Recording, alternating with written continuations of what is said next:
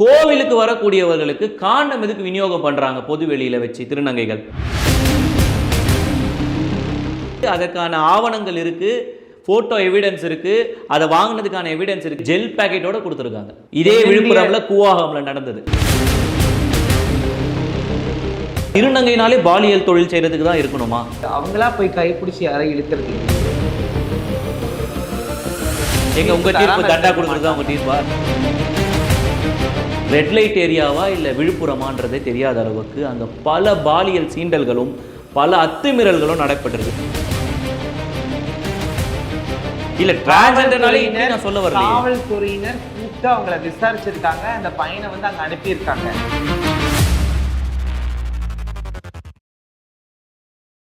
Hi hello white hours நேயர்களுக்கு வணக்கம். இன்னைக்கு நம்ம கூட யார் இருக்காங்க பார்த்தீங்கன்னா 2024 மிஸ் கூவாகம் ரியா தான் நம்ம கூட இருக்காங்க.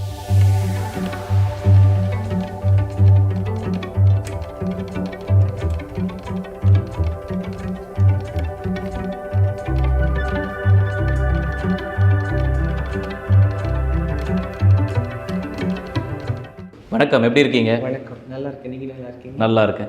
இதுக்கு முன்னாடி என்னென்ன ஷோஸ்லலாம் பார்ட்டிசிபேட் பண்ணியிருக்கீங்க, என்னென்ன அவார்ட்ஸ் எல்லாம் வாங்கியிருக்கீங்க, ஃபஸ்ட்டு உங்களை பற்றி சொல்லுங்கள். வணக்கம், என்னோடய பேர் ரியா. நான் ஈரோடு டிஸ்ட்ரிக்ட்லேருந்து வந்திருக்கேன். I am first transgender critical care management இன் தமிழ்நாடு. இது வரைக்கும் நான் 20+ அவார்ட்ஸ் வாங்கியிருக்கேன். மிஸ் கூவாகமோட சேர்த்து 4 டைட்டில் வின் பண்ணியிருக்கேன்.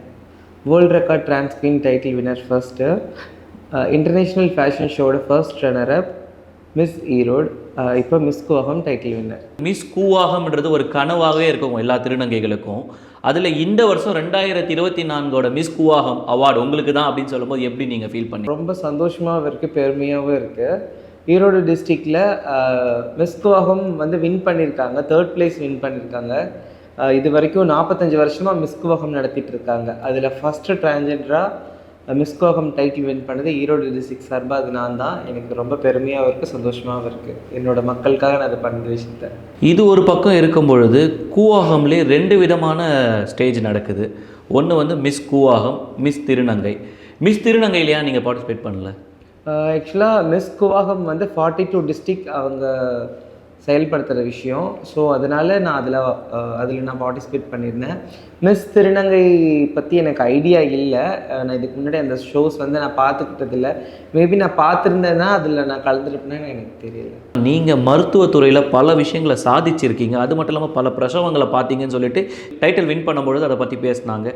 நீங்கள் அதை பற்றி எங்களுக்கு கொஞ்சம் ப்ரீஃபாக சொல்லுங்கள். மருத்துவத்துறையில் வேறு என்னென்ன விஷயங்களில் சாதிச்சுட்டு இருக்கீங்க நீங்கள்? மருத்துவத்துறையில் எங்கள் டாக்டர் கூட நான் வந்து ஆக்சுவலாக நான் மேலாக இருக்கப்பலேருந்து நான் அவங்க கூட தான் இருக்கேன். இப்போ ஆஃப்டர் சர்ஜரி அப்போது அவங்க கூட தான் இருக்கேன். நான் படிக்கிறப்பவே எனக்கு வந்து ஒரு பேஸ் சேலரி கொடுத்து எனக்கு அங்கேயே வச்சுருந்தாங்க. என்னோடய சர்ஜரிஸ் எல்லாமே அந்த ஹாஸ்பிட்டலில் தான் நடந்துச்சு. அந்த ஒரு விஷயத்துக்காகவும் என்னை நல்லபடியாக பார்த்துக்கிட்டதுக்காகவும் அவங்களுக்கு ஒரு சப்போர்ட்டிவாகவும் அந்த ஊர் மக்களுக்கு ஒரு என்ன சொல்கிறது ஒரு ட்ரீட்மெண்ட் நல்ல முறையில் ஒரு மருத்துவ சேவை கொடுக்கணுங்கிறதுல நாங்கள் ரொம்ப தீவிரமாக இருக்கோம். இதுவரை நீங்கள் எத்தனை பிரசவங்கள் வந்து பார்த்தா? இது வரைக்கும் சுகப்பிரசவம்னு சொல்லிட்டு ஒரு 200க்கு மேற்பட்ட சுகப்பிரசவங்கள் என்னோட இதில் நான் பார்த்துருக்கேன். நீங்கள் எப்போவுமே ஒரு திருநங்கையை பொறுத்தவரை தன்னை பெண்ணாகவே பாவிச்சுக்கிறீங்க. இந்த பிறவியில் நீங்கள் ஒரு ஆணாக பிறந்துட்டீங்க. நீங்கள் பிரசவம் பார்த்து பல பெண் குழந்தைங்கள்லாம் பிறந்திருக்கும். அந்த தருணம் நீங்கள் எப்படி ஃபீல் பண்ணியிருக்கீங்க? ஒரு பெண் பிரசவ வேதனைப்படுறதை எப்படி நீங்கள் ஃபீல் பண்ணி பார்த்துருக்கீங்க? ஆக்சுவலாக ஒரு பெண் அந்த பிரசவ வேதனைங்கிறது நம்ம உடம்புல இருக்க அத்தனை எலும்புகள் ஒரே நேரத்தில் உடஞ்சா எப்படி இருக்கும், அந்த மாதிரியோட ஒரு பெயின் இருக்கும். அது ஆன் அண்ட் ஆஃபாக இருக்கும். கடைசி தருணத்தில் அந்த குழந்தை கரெக்டாக வெளியில் வர்றப்ப அந்த பெயின் வந்து ரொம்ப அவங்களுக்கு ரொம்ப வேதனையை கொடுக்கும். அந்த நேரத்தில் அவங்களுக்கு ஒரு பேம்பர் பண்ணுறது, ஒரு சப்போர்ட்டிவ் மெடிசன் கொடுக்குறது, ஒரு ஆறுதலான ஒரு பேச்சு கொடுக்குறது, அந்த மாதிரி விஷயங்கள் நாங்கள் சப்போர்ட்டிவாக பண்ணுவோம். அவங்க அந்த பெயின்லேருந்து ரிலீஃப் ஆகிறதுக்கு என்ன பண்ணணுமோ அதை பண்ணுவோம். இருந்தாலும் அந்த பிரசவ தருவாயில் நாங்கள் எங்களோட டீம் வந்து அது கூட இருந்து அந்த குழந்தைய நல்லபடியாக ஆரோக்கியமாக ரிசீவ் பண்ணி அடுத்து அந்த தாய்கிட்டேயோ அவங்க அப்பா கிட்டேயோ அவங்களோட சொந்தக்காரங்ககிட்டயோ கொடுக்குறதுல எங்களுக்கு ரொம்ப ரொம்ப அவங்களுக்கு சந்தோஷத்தை விட நல்லபடியாக நாங்கள் இந்த உலகத்துக்கு ஒரு குழந்தைய வர வச்சுருக்கோம் அப்படிங்கிறதுல எங்களுக்கு ரொம்ப சந்தோஷம் இருக்கும். அது எங்களோட கையிலேருந்து அந்த முதல் தருணத்தில் அந்த குழந்தைய வாங்குறப்ப அது அவங்க ஃபோட்டோ எடுக்கிறது, வீடியோ எடுக்கிறது, பரவாயில்ல நீங்கள் ஒரு நல்லபடியாக இது பண்ணியிருக்கீங்க, உங்களை மாதிரி அந்த குழந்தை நல்லபடியாக வளரணும், நல்லபடியாக ஒரு பேரும் புகழுமா இருக்கணும், நல்லா படிக்கணும் அப்படிங்கிற மாதிரி விஷயங்கள்லாம் சொல்லுவாங்க. அது ரொம்ப பெருமையாக இருக்கும். இது ஒரு பக்கம் இருக்கும்போது இவ்வளோ பிரசவம் பார்த்தாலும் நம்மளால் ஒரு குழந்தை பெற்றுக்க முடியலையே அப்படின்னு என்னைக்குன்னா ஃபீல் பண்ணியிருக்கீங்களா? அந்த மாதிரி ஃபீலிங்ஸ் கண்டிப்பாக இருக்குது. அந்த வலிங்கிறது ஒரு சந்தோஷம். ஏன்னா அந்த குழந்தைய பெற்றெடுக்கிற தாய்மைன்றதே ஒரு அழகு, ஒரு வலி. கண்டிப்பாக அது வரும். தாய்மைங்கிறதே ஒரு வரம் தான். அந்த மாதிரி விஷயங்கள் எங்களால் பண்ண முடியலைங்கிறது ஒரு சின்ன கஷ்டமானது இருந்தாலும், நம்மளால இவ்வளோ குழந்தைகளை இந்த உலகத்துக்கு அறிமுகப்படுத்துறதுங்கிறது நினச்சா ரொம்ப சந்தோஷமாக இருக்குது. திருநங்கைகள் அப்படின்னாலே வந்து ஒரு செக்ஷுவல் டாயாக தான் பார்த்துட்டு இருக்காங்க இன்றைக்கி இருக்க சமூகத்தில். உங்களுக்கு அந்த மாதிரி சீண்டல்கள், பாலியல் சீண்டல்கள் ஏதாவது நடந்திருக்கா? அது என்னோடய ஸ்டடீஸ் அப்போ எனக்கு அந்த மாதிரி இருந்திருக்கு. அதுக்கப்புறம் எனக்கு அந்த மாதிரி விஷயங்கள் இல்லை. பிகாஸ் ஏன்னா நான் வந்து காலேஜ் விட்டால் ஹாஸ்பிட்டல் அந்த மாதிரி இருந்தேன். என்னோடய ஸ்டடீஸ் எல்லாம் முடிஞ்சதுக்கப்புறம் நான் ஹாஸ்பிட்டல், பேஷண்ட்டு, டியூட்டி, சாப்பிட்றது, தூங்குறது. வெளியில் எங்கேயாவது போகணுன்னா கேபு இல்லை அங்கேருந்து வெஹிக்கிள் கொடுத்துருவாங்க, அதுலேயே போயிட்டு அதுலேயே வந்துடுவேன். ஸோ வெளியில் ஒரு பஸ்லேயோ ஒரு பொதுமக்கள் இருக்கிற இடத்துக்கு நான் போனதில்லை. அதனால் எனக்கு அந்த மாதிரியான சீண்டல்கள் இது வரைக்கும் வரல. தமிழகத்தை பொறுத்தவரை கூத்தாண்டவர் கோயில் ரொம்ப பிரபலமான ஒரு கோவில். கூத்தாண்டவர் கோயிலுக்கு வரக்கூடிய திருநங்கைகளுடைய கூட்டத்தை தவிர்த்து இன்றைக்கி திருநங்கைகளை பார்க்கணுன்னு வரக்கூடிய இளைஞர்களின் கூட்டம் தான் ஒரு அதிகமாக இருக்குது. இத்தனை வருஷத்தை தவிர்த்த வரையில் இந்த வருஷம் என்ன சொன்னாங்கன்னா, கூவாகம் மேடையில் என்ன சொல்கிறாங்கன்னா, திருநங்கைகள் வந்து பல துறைகளில் சாதிச்சுட்டு இருக்காங்க, பல முன்னேற்ற பாதையை நோக்கி போயிட்டுருக்காங்க என்ற மாதிரி பல விஷயங்களும் இந்த வாட்டி கூவாகமில் பேசப்பட்டது. ஆனால் இதெல்லாம் உண்மை கிடையாதுன்றதை வந்து அன்னைக்கு இரவே வந்து வெட்ட வெளிச்சம் போட்டு காட்டிடுச்சு கூவாகம். ரெட் லைட் ஏரியாவா இல்லை விழுப்புரமான்றதே தெரியாத அளவுக்கு அங்கே பல பாலியல் சீண்டல்களும் பல அத்துமீறல்களும் நடைபெற்றது. அது மட்டும் இல்லாமல் திருநங்கைகள் வந்து இளைஞர்கள் கூட தகாத உறவில் ஈடுபட்டதுனால பொதுமக்கள் எல்லாருமே வந்து பயப்படக்கூடிய நிலைமை, இந்த சொசைட்டி எதை நோக்கி போகிறதுன்ற அளவுக்குன்ற ஒரு விஷயம் போயிட்டுருக்கு. அத்த வாட்டி வந்து நடக்கக்கூடிய அந்த கூவாக மேடை நடக்குமா நடக்காதா அப்படின்ற அளவுக்கு இந்த வாட்டி பல விஷயங்கள் நடைபெற்றிருக்கு. அதை பற்றி உங்களோட பார்வையில் நீங்கள் என்ன நினைக்கிறீங்க? இப்போது நீங்கள் சொல்கிறது ஒரு விஷயத்தில் அது உண்மைதான். இப்போது திருநங்கைகள் அங்கே இருக்காங்க. பட் ஆனால் மேல் ஏன் அவங்களா போய் கைப்பிடிச்சி யாரையும் இழுக்கிறது இல்லையே. இப்போ அவங்க அதாவது செக்ஸ் ஒர்க் பண்ணுறவங்களையோ பெக்கிங் பண்ணுறவங்களையோ நான் தப்புன்னு சொல்ல விரும்பல. அவங்க செக்ஸ் ஒர்க் பண்ணுறது அவங்க நான் கரெக்டுன்னு சொல்ல மாட்டேன், தப்புன்னு நான் சொல்ல மாட்டேன். ஸோ இப்போ பசங்களில் 100ல் 5% 10% பேர் கெட்டவங்க இருக்கிறாங்க. உமனில் 5% 10% கெட்டவங்க இருக்காங்க. எங்கள் டிரான்ஸ்ஜெண்டர் கம்யூனிட்டிலையும் கொஞ்சம் சதவீதம் பேர்கள் அந்த மாதிரி இருக்காங்க. இவ்வளோ சிறைச்சாலை இருக்குது. அதில் இருக்க எல்லா மேலேயும் நீங்கள் ஒன்றா சேர்த்துனீங்கன்னா கூட்டம் பெருசாக இருக்கும். இப்போ அதே மாதிரி டிரான்ஸ்ஜெண்டர்ஸை 1,00,000 டிரான்ஸ்ஜெண்டர்ஸ் வராங்கன்னா அதில் ஒரு 1000 டிரான்ஸ்ஜெண்டர்ஸ் தப்பு பண்ணுறாங்க. இல்லை, நீங்கள் சொல்கிறது என்னென்னா இவ்வளோ நல்லவங்க இருக்காங்க, இவ்வளோ கெட்டவங்க இருக்காங்க, இங்கே வந்து வரக்கூடியவங்கள கொஞ்சம் பேர் கெட்டவங்க இருக்காங்க அந்த மாதிரி சொல்ல வரீங்க. இது ஒரு பக்கம் இருக்கும் பொழுது கோவிலுக்கு வரவங்களுக்கு பிரசாதம் தரலாம், விபூதி தரலாம், பூ தரலாம். கோவிலுக்கு வரக்கூடியவர்களுக்கு காண்டம் எதுக்கு விநியோகம் பண்ணுறாங்க பொது வெளியில் வச்சு திருநங்கைகள்? அப்போ வந்து அங்கே பாலியல் தொழில் நடக்கணும் அப்படின்றதுக்காக தான் வந்து முன்னோடியாக நின்று அந்த விஷயங்களெல்லாம் ப்ரொமோட் பண்ணிட்டு இருக்காங்களா? ஆக்சுவலாக திருநங்கைகள் அங்கே இருக்கிறதுனால அங்கே செக்ஷுவல் ரிலேஷன்ஷிப் அங்கே நடக்குது. அங்கே யாருக்காவது ஹெச்ஐவி, எய்ட்ஸ் அந்த மாதிரி தொந்தரவுகள் இருந்து அதனால் இன்னொருத்தங்களுக்கு பரவக்கூடாது அப்படிங்கிறத ஒரு நல்ல எண்ணத்தினால தான் அந்த வந்து காண்டம் பாக்கெட்டை கொடுக்குறாங்க. அது எல்லா டிஸ்ட்ரிக்ட்லேயும் அதுக்குன்னு கமிட்டி அமைச்சு ஆக்சுவலாக பண்ணக்கூடாதுன்னு சொல்ல மட்டும்தான் முடியும். நான் என்ன கேட்க வரேன்னா, இதெல்லாம் பண்ணக்கூடியதுக்கான இடங்கள் வேற இடங்கள் பல இடங்கள் இருக்கு. ஒரு கோவில் திருவிழாவில் நடந்தது, இந்த வருஷம் நடந்தது, எவிடன்ஸோட இருக்கு, அதற்கான ஆவணங்கள் இருக்கு, போட்டோ எவிடன்ஸ் இருக்கு, அதை வாங்கினதுக்கான எவிடன்ஸ் இருக்கு, ஜெல் பேக்கெட்டோட கொடுத்துருக்காங்க. இதே விழுப்புரம்ல கூவாகம்ல நடந்தது. நீங்கள் இந்த மேடையில் வந்து இந்த அவார்ட் ஃபங்க்ஷனில் நீங்கள் பிஸியாக இருந்தாலும் உங்களுக்கு தெரியாமல் உங்கள் நாலேஜுக்கு வராமல் போயிருக்கலாமே தவிர இந்த வருஷமும் கொடுக்கப்பட்டது. போன வருடத்தோட இந்த வருடம் நடைபெற்ற கூவாகமில் பல பாலியல் தொந்தரவுகள் நடைபெற அந்த ஏரியா மக்களே வந்து அருவருப்பாக பார்க்கக்கூடிய அளவுக்கு இந்த வாட்டி நிறைய ஒரு 10 மணிக்கு போல் ஒரு குடும்பமாக வெளியில் போக முடியாத அளவுக்கு மெயின் ரோட்லேயே பல விஷயங்கள் நடைபெற்றது. அதனால் வந்து உங்களோட பார்வைக்கு அது வராமல் இருந்திருக்கலாம், ஆனால் நடந்துட்டு தான் இருக்குது. இதை நீங்கள் எப்படி பார்க்குறீங்க? நீங்கள் ஒரு திருநங்கை கமிட்டியில் ஒரு சிறந்த விளங்கக்கூடிய ஒரு மருத்துவத்துறையில் சாதிச்சுட்டு இருக்கீங்க, தமிழகத்தை பொறுத்தவரை ஒரு முதல் மருத்துவராக சாதிச்சுட்டு இருக்கீங்க. அப்படி இருக்கும் பொழுது நீங்கள் இதை எப்படி பார்க்குறீங்க? இது நல்லதுன்னு சொல்ல வரீங்களா? இந்த விஷயம் நான் நல்லதுன்னு சொல்ல வரல, பட் ஆனால் இந்த விஷயத்த கொடுக்கக்கூடாதுங்கிறது என்னோட ஆக்சுவலாக அது வந்து என்ன எண்ணத்தில் கொடுத்தாங்கங்கிறது எனக்கு தெரியாது. எங்களோட பெரியவங்களோடவும் நான் கண்டிப்பாக அடுத்த வருஷத்துக்குள்ளே நான் இதை பற்றி நான் டிஸ்கஷன் பண்ணுவேன். பட் ஆனால் இந்த வருஷம் கொடுக்கலங்கிறது என்னோட சாட்சி. பட் ஆனால் நீங்கள் கொடுத்தாங்க அப்படின்னு சொல்கிறீங்க. பட் ஆனால் அந்த இடத்துல என்ன நடந்துச்சுன்னு எனக்கு தெரியாது.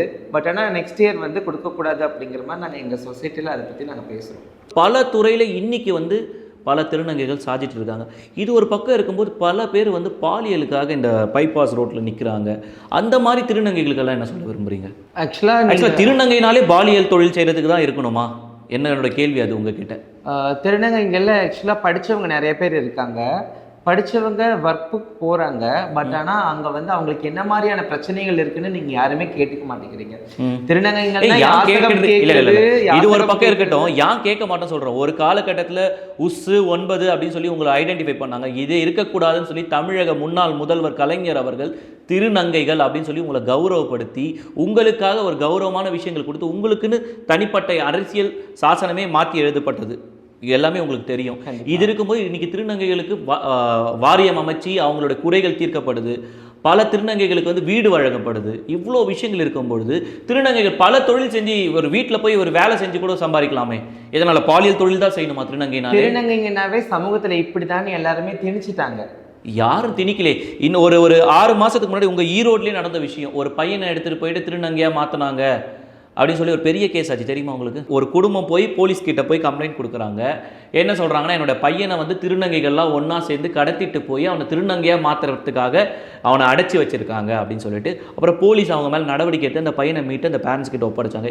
இதெல்லாம் என்ன? இதெல்லாம் எனக்கு ஒன்றுமே புரியல. திருநங்கையாக இல்லாமல் ஒருத்தங்க வந்து ஒரு ஆம்பளை வந்து ஒரு பொன் வேடத்தில் புடவை கட்டிக்கணும், லிப்ஸ்டிக் போடணும்னு நினைக்க மாட்டாங்க. இன்னைக்கு நிறைய திருநங்கைகள் இருக்காங்க. திருநங்கைங்க அவங்க யாருன்னே உங்களுக்கு தெரியாது. நீங்கள் எதுக்காக அவங்க கூட அந்த பையன் எதுக்கு போனான்?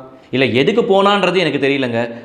அதாவது நீங்க சொல்ற ஸ்டேட்மெண்ட் எப்படி இருக்குன்னா, இப்ப டிரான்ஜெண்டர்னாவே இப்படிதான், டிரான்ஜெண்டர்னாவே இப்படிங்கிற மாதிரி தான் இருக்கு. சரிங்களா? அதுக்கு பின்னாடி என்ன நடந்துச்சுன்னு நீங்க யாருமே யோசிச்சு பார்க்கல, கேட்டு பார்க்கல. இல்ல, டிரான்ஜெண்டர்னாலே நான் சொல்ல வரல. காவல்துறையினர் கூப்பிட்டு அவங்கள விசாரிச்சிருக்காங்க. அந்த பையனை வந்து அங்க அனுப்பியிருக்காங்க.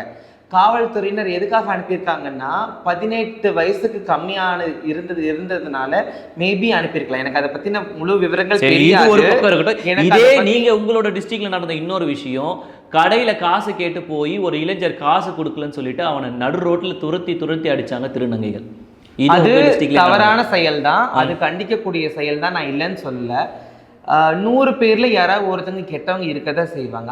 அதனால எல்லாத்தையும் திருநங்கைகள்னாவே இப்படிதான் அப்படின்னு சொல்லி நம்மளோட பழமொழியில என்ன சொல்ற, ஒரு பானை சோற்றுக்கு ஒரு சோர் பதம். அப்படி பண்ண தப்புனால தப்பு தானே. அப்படி பார்த்தா ஒரு ஆம்பளை வந்து ஒருத்தங்களை வெட்டி கொள்றான், அதுக்குன்னு இருக்கிற எல்லா ஆம்பளைங்களையும் நீங்க வந்து கெட்டவன் சொல்லிட முடியுமா? நான் ஒரே ஒரு விஷயம் சொல்றேன். இந்த உலகத்துல ஆண் பெண் இருக்கிறதுனால நீங்க வந்து உங்களோட கண்ணோட்டம் இப்படி இருக்கு. டிரான்ஜெண்டர்னாவே இப்படிதான் ஆரம்ப காலத்துல இருந்து திணிச்சதுனால ஒரு திருநங்கை அந்த கடையில நடந்த விஷயத்த அவனை அந்த கடையில அந்த முதலாளி அடிச்சதுனால நீங்க சொல்றீங்க. ஈரோடு டிஸ்ட்ரிக்ட்ல இது வரைக்கும் 1000-2000 திருநங்கைங்க இருக்காங்க. அந்த ஒரு திருநங்கை பண்ண தப்புனால மீதி 2000 திருநங்கைகள் என்ன தப்பு பண்ணாங்க? நான் கேட்கறது என்னன்னா, அந்த 2000 திருநங்கைகள் எதுக்காக அந்த ஒரு திருநங்கையை கண்டிக்கலன்ற என்னுடைய கேள்வி. அந்த திருநங்கை அதுக்கப்புறம் பிரச்சனை ஈடுபட்டிருந்தா அவங்க எதனால கண்டிக்கல? கண்டிப்பா தீர்ப்பு தந்திருப்பாங்க. கண்டிப்பா தீர்ப்பு தந்திருப்பாங்க. எங்க உங்க தீர்ப்பு தண்டா கொடுக்குறது அவங்க தீர்ப்பா? அந்த தண்டாக்கு போயிட்டு வராங்க, அதுக்கு சம்திங் ஏதோ சொல்றாங்க, அதெல்லாம் தீர்ப்பு கிடையாது. கூப்பிட்டு கண்டிப்பா கண்டிச்சிருப்பாங்க. ரொம்ப சுவாரஸ்யமா பல கேள்விகளுக்கு பதில் சொல்லிட்டே இருந்தீங்க. ரியாவுடைய பர்சனல், ரியாவுக்கு லவ் இருக்கா? ரியாவோட மேரேஜ் எப்போ நடக்க போகுது? ஆக்சுவலாக எல்லாத்துக்கும் வர மாதிரி எனக்கு அந்த லவ்ங்கிற ஒரு விஷயம் வந்துச்சு. அவங்க வந்து சென்னை தான், நான் இருக்கிறது ஈரோடு. பட் ஆனால் அந்த லவ்ங்கிறது லாங் டிஸ்டன்ஸ் லவ். அது ஃபோனில் மட்டும்தான் அந்த மாதிரி நாங்கள் பேசிகிட்டு இருந்தோம் ஒரு காலங்களில். அதுக்கப்புறம் எங்கேருந்து ஆரம்பிச்சது இந்த காதல்? இந்த காதல் வந்து கூவாகமில் தான் ஸ்டார்ட் ஆச்சு. என்னோட வயசுக்கு மூத்த திருநங்கை ஒருத்தவங்களோட ஃப்ரெண்டு வந்து அவங்கள பார்க்க வந்திருக்காங்க ஒரு 2-3 வருஷம். அடுத்த வருஷம் வந்து இவங்களையும் கூட்டிகிட்டு வந்திருந்தாங்க. ஸோ அப்போ வந்து அடுத்த நாள் காலைல இந்த தாலி கட்டுறதுக்கு இந்த மேக்கப் மணப்பெண் அலங்காரம் பண்ணிட்டு போவாங்க இல்லையா. ஸோ அப்போ வந்து எல்லாம் பேராக நடந்து வந்தாங்க. ஸோ இவங்க வந்துட்டு என் பக்கத்துலேயே நடந்து வந்தாங்க. ஸோ அப்போ வந்துட்டு எல்லாரும் பின்னாடி இருந்து ஓட்ட ஆரம்பிச்சிட்டாங்க. உங்கள் 2 பேர்த்தோட பேர் நல்லா இருக்கு அப்படின்ற மாதிரி ஆரம்பிச்ச விஷயம் அது வந்து லவ்ங்கிற ஒரு விஷயத்துக்குள்ளே வந்துருச்சு. லவ்னால தான் போயிட்டு இருந்துச்சு. அதுக்கப்புறம் கொஞ்சம் நாட்களில் வந்து அந்த கல்யாணம் அப்படிங்கிற விஷயத்த பேசுகிறப்போ நீ வந்து ஒரு டிரான்ஸ்ஜெண்டர், எங்கள் வீட்டில் இந்த மாதிரி அக்செப்ட் பண்ணிக்க மாட்டாங்க, எனக்கு வந்து பொண்ணு பார்த்துட்ருக்காங்க, ஒரு பொண்ணு கூட தான் எனக்கு கல்யாணம் ஆக போகுது அப்படிங்கிற மாதிரி அவங்க சொன்னாங்க. நான் கேட்ட ஒரு கொஷின், அப்போ நான் டிரான்ஸ்ஜெண்டர், அப்போ நீ என்கிட்ட பழகிறப்ப இந்த விஷயத்த சொல்லியிருக்கலாம்ல. ஸோ இந்த அளவுக்கு தேவையில்லாமல் நம்ம 2 பேரும் இவ்வளோ க்ளோஸ் ஆனதுக்கப்புறம் இந்த மாதிரி விஷயங்கள் சொன்னால் அது ஏற்றுக்க முடியாத விஷயமா இருக்குது. இந்த மாதிரி விஷயங்கள் என்னால் அதை தாங்கிக்க முடியாது அப்படிங்கிற மாதிரி அந்த ஆர்கியூமெண்ட்லாம் போச்சு. ஸோ அவங்கள மறக்கிறதுக்காக நான் வந்து ஏற்படுத்திக்கிட்ட ஒரு ரோடு தான் வந்துட்டு இந்த சினிமா ப்ளஸ் ஃபேஷன். இப்போ என்னைக்குன்னா ஃபீல் பண்ணியிருக்கீங்களா தனியாக உட்காரும்போது அவர் இல்லை அப்படின்ற ஒரு ஃபீலிங்? அந்த ஃபீலிங்ஸ் இருந்திருக்கு. பட் ஆனால் ஸ்டில் எனக்கு வந்து அதை யோசிக்கிறதுக்கு நான் டைம் கிடைக்கல. இப்போ பிஸி ஷெட்யூல் இருக்கிறதுனால நான் வந்து அவங்கள பற்றி யோசிக்கிற அளவுக்கு நான் இப்போ இல்லை. ஸ்டில் இப்போயும் அவங்க பேசுறதுக்கு ரெடியாக இருக்காங்க. எனக்கு நான் வந்து ஒரு இக்கட்டான சூழ்நிலையில் இருக்கப்ப என்ன வேணான்னு சொன்னீங்க. இப்போ நான் ஒரு லெவலில் இருக்கப்ப எனக்கு என்கிட்ட பேசுறதுக்கு என்னோட மைண்ட் அதுக்கு அக்செப்ட் பண்ணிக்கல. இப்போ எனக்குன்னு ஃப்ரெண்ட்ஸ் இருக்காங்க, எனக்குன்னு பிடிச்சவங்களும் இருக்காங்க, நான் இல்லைன்னுலாம் சொல்ல மாட்டேன். அந்த கல்யாணங்கிற விஷயம் நடக்குமான்னு கேட்டால் கண்டிப்பாக நடக்காது. இப்போது என்னோட அம்மா அப்பா வந்து இந்த உலகத்துக்கு என்னை கொண்டுட்டு வரப்போ நான் ஒரு பையனாக இருந்தேன். எனக்கு ஒரு கல்யாணம் பண்ணி வைக்கணும், அவங்களுக்குன்னு ஒரு பேர குழந்தை எடுத்து கொடுக்கணும், அது கொஞ்சணும், நம்ம பையனுக்கு இப்படியெல்லாம் கல்யாணம் பண்ணணும், இவங்களெல்லாம் கூப்பிடணும், பெரிய மண்டபம் பிடிக்கணும், இந்த சாப்பாடு பண்ணணும்னு ஆசைப்பட்டாங்க. என்னால் அந்த விஷயத்தை பண்ண முடியல. இப்போ அந்த பையனோட அம்மா அப்பா கண்டிப்பாக அந்த விஷயத்தை ஆசைப்பட்டிருப்பாங்க. ஸோ நான் இப்படின்னு எனக்கு தெரிஞ்சிருச்சு. எனக்குன்னு ஒரு செட் ஆஃப் ஃப்ரெண்ட்ஸு, எனக்குன்னு ஒரு செட் ஆஃப் பீப்புள், என்னை புரிஞ்சிக்கக்கூடியவங்க ஒரு சிலவங்க இருக்காங்க. ஸோ அதோட என்னோடய வாழ்க்கையை நான் கொண்டு போகிறதுக்கு நான் தயாராக இருக்கேன். மேபி எனக்கு கல்யாணம் நடக்குமானா எனக்கே அதை பற்றி நான் ஐடியா இல்லை. மேபி நடந்தால் எப்படி இருக்கணும் மாப்பிள்ளை எல்லாம் பார்த்துட்டு இருப்பாங்க. நடந்தால் ரொம்ப சந்தோஷமாக இருக்கும். பட் ஆனால் அதுக்கு உண்டான எப்படி இருக்கணும்னு கேட்குறேன். நடந்தால் சந்தோஷமாக இருக்கும், ஓகே. மாப்பிள்ளை எப்படி இருக்கணும்? எனக்கு என்னோட மனசை புரிஞ்சிக்கக்கூடிய ஒருத்தங்களா இருந்த போது, அழகாக இருக்கணும், அறிவாக இருக்கணும் அப்படிங்கிறதுலாம் அப்பாற்பட்ட விஷயம். என்னோட மனசை, என்னோட ஃபேமிலியை, அவங்க அம்மா அப்பாவோட சந்தோஷத்தோட என்னை வந்து கரம் பிடிக்கணும்னு நினச்சாங்கன்னா கண்டிப்பாக அவங்ககிட்டருந்து விந்தணு எடுத்து வச்சு ஒரு தாய் மூலியமாக கண்டிப்பாக ஒரு குழந்தை ஒரு வாடகை தாய் மூலியமாக அது வந்து இப்போ சுலபமாக போயிடுச்சு. அது தப்பாக கரெக்டாங்கிற விஷயம் எனக்கு தெரியலை. அந்த மாதிரி ஏதாவது ஒரு காலகட்டங்கள் வந்துச்சு இந்த மாதிரி வந்து இல்லை. இன்னைக்கு பல திருநங்கைகள் வந்து ஒரு ஆணுடைய உதவி இல்லாமல் தன்னுடைய விந்தணுவையே எடுத்து திருநங்கையாக மாறுவதற்கு முன்னாடி அதை ஃப்ரீ இன்சுலேட் பண்ணி IVF பண்ணி ஒரு பெண்கிட்ட வந்து அவருடைய கருவில் செலுத்தி குழந்தை பெறுறாங்க. அந்த மாதிரி நிறைய திருநங்கைகள் இருக்காங்களே. அந்த மாதிரி நான் நிறைய இன்னைக்கு எந்த ஒரு தாயும் வந்து தன்னுடைய பிள்ளை வந்து திருநங்கையாக மாறிட்டாங்கன்னு கவலைப்படணும்னு அவசியம் கிடையாதுல்ல. கண்டிப்பாக தன்னுடைய தாய்க்கு தன்னுடைய வாரிசு, அவருடைய அடுத்த சங்கதி அவரே உருவாக்கி கொடுக்கலாம். அந்த மாதிரி நீங்கள் பண்ணலாமே. அந்த மாதிரி விஷயங்கள் கண்டிப்பாக பண்ணலாம். எனக்கு இப்போ இன்னைக்கு உங்களுக்கு முன்னோடிகள் நிறைய பேர் இருக்காங்களே அந்த மாதிரி பண்ணவங்க. கண்டிப்பாக எனக்கு அது வரைக்கும் அந்த மாதிரியான ஐடியாஸ் எனக்கு இப்போ வரைக்கும் இல்லை. ஃப்யூச்சரில் எனக்கு கல்யாணம்னு ஒன்று இருந்துச்சு அப்படின்னா அதை நான் அப்புறமா யோசிச்சேன்.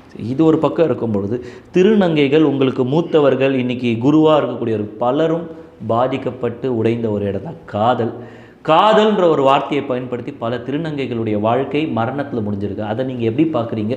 உங்கள் கூட இருக்கக்கூடிய உங்கள் சக நண்பர்கள் திருநங்கைகள், அவங்களுக்கு என்ன சொல்ல விரும்புகிறீங்க? 100% இது உண்மை. காதல் அப்படின்னு சொல்லி அது காமத்திலையும் பணத்துலையும் தான் போய் முடியுது. அவங்க வந்து காதலுங்கிற விஷயத்த காம இச்சைக்காக தான் திருநங்கைகளை பயன்படுத்திக்கிறாங்க. இதில் 190% பேர் வந்து காமத்துக்காகவும் பணத்துக்காகவும் திருநங்கைகளை யூஸ் பண்ணுறாங்க. பேலன்ஸ் 10% பேர் வந்து உண்மையாக காதலித்து கல்யாணம் பண்ணி வாழ்ந்துட்டுருக்கிற நிறையா திருநங்கைகளும் நான் கண்கூட நான் பார்த்துருக்கேன். ஸோ காதலுங்கிற ஒரு பேரில் திருநங்கைகளை ஏமாற்ற வேணான்னு நான் சொல்கிறேன். ஜஸ்ட் ஃப்ரெண்டுன்னு நீங்கள் சொல்லிட்டீங்கன்னா அவங்க அதுக்குண்டான மைண்ட் செட்டில் அவங்க இருந்துக்குவாங்க. காதலுங்கிற ஒரு விஷயத்தில் அவங்கள ஏமாற்ற வேண்டாம் அப்படின்னு நான் நினைக்கிறேன். என்னோட இது அவ்வளோதான். திருநங்கையாக இருக்கக்கூடியவர்கள் மேலே பார்த்தா அவங்களுக்கு பிரிஸ்ட் இருக்குது, எல்லாமே இருக்குது, ஆனால் கீழே வந்து ஆணூறு போட இருக்காங்க. ஒரு சிலவங்களுக்கு அந்த மாதிரி விஷயங்கள் பிடிச்சிருக்குங்கிறதுக்காக அப்படி இருக்காங்களான்னு தெரியல.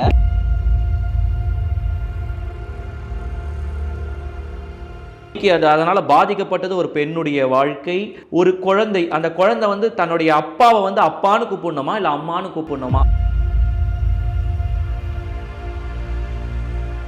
சர்ஜரி பண்ணி எனக்கு ரூமுக்கு கூட்டிட்டு வந்த உடனே பிளட்டு சிவியராக போயிடுச்சு. ஏன்னா நம்ம உடம்புல இருந்து ஒரு பார்ட், அந்த பார்ட்டை ரிமூவ் பண்ணோன்னா அது வந்து நம்ம கஷ்டமாக இருக்கும் ஒரு விஷயம். இன்னொன்று வந்து அது துண்டிச்சா அதில் ஒரு வலி கண்டிப்பாக ஏற்படும். மும்பையில் ரெட் லைட் ஏரியாவில் பொண்ணுங்களும் நிறையா இருக்காங்க, இந்த பக்கம் திருநங்கைகளும் நிறையா இருக்காங்க. அப்போ ரெட் லைட் ஏரியாவில் இருக்க பொண்ணுங்களெல்லாம் நீங்கள் என்ன சொல்லுவீங்க? அவங்களுக்கு ஹெச்ஐவி இருந்து